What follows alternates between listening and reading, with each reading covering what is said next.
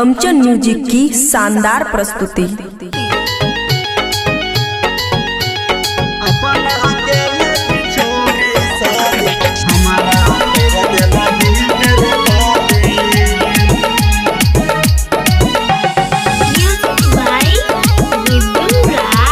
खुशी recording studio बलुआहा। गे दिल ही धोखा देखे के मौका सुन गे हरम जादी। गे दिल ही धोखा देखे के मौका सुन गे हरम जादी।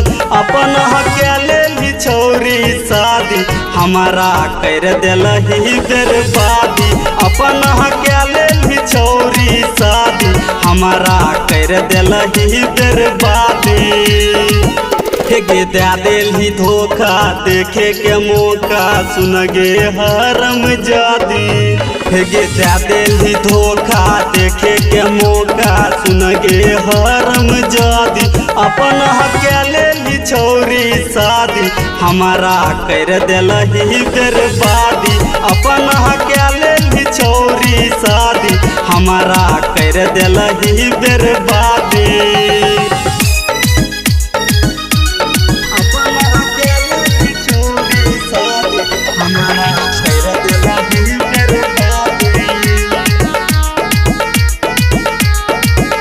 गे तोड़िए दिल ही दिल तू तोरा अलो नहीं सुन गम गे। हमरा खातिर कोई नहीं तू तनियो ठसरम गे। गे तोड़िए दिल ही दिल तू तोरा अलो नहीं सुन गम गे। हमरा खातिर कोई नहीं तू तनियो गे। हमें घूमे छियो फूट फाट तू करे छिया आजादी। हमें घूमे छियो फूट फाट तू करे छिया आजादी। अपन हकेले ही छौरी शादी हमारा कर दिल ही बर्बादी। अपन हकेले ही छौरी शादी हमारा कर दिल ही बर्बादी।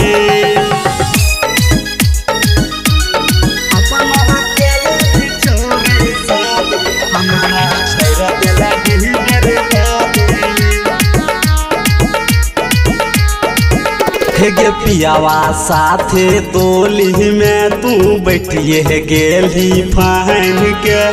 अब की सुनाबै छी तू यारवे सिमना कहन के। गे पियावा साथे दोली में तू बैठिए गेली फान के। अब की सुनाबै छी तू यारवे सिमना कहन के। सरवन फायर के याद दिलाइए दिल ही नहनी दादी। सरवन फायर के याद दिलाइए दिल ही नहनी दादी। अपन हकेले ही छौरी शादी हमारा कर दिल ही बर्बादी। अपन हकेले ही छौरी शादी हमारा कर दिल ही बर्बादी। खुशी रिकॉर्डिंग स्टूडियो बलुआहा।